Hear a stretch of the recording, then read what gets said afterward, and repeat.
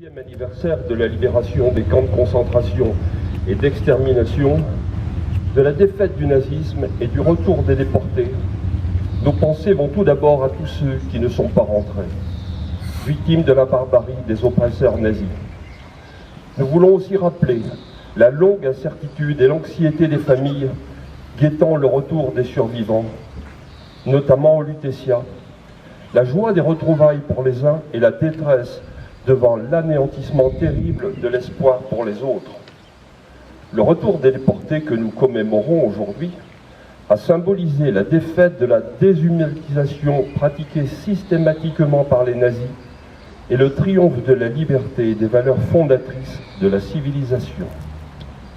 Les déportés rappellent, pour les avoir vécus, à quel désastre conduisent la violence, le mépris de la dignité humaine, le racisme, l'antisémitisme et la xénophobie. Au lendemain des événements tragiques qui ont durablement ébranlé la conscience collective au mois de janvier dernier et réveillé nos sentiments patriotiques, nous voulons dire notre attachement à la République et à l'unité nationale.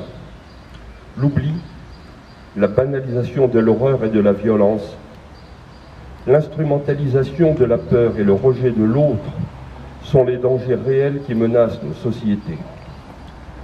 Cette journée du souvenir revêtira tout son sens si elle ne se limite pas à la mémoire du passé, mais si elle s'inscrit aussi dans le présent et l'avenir.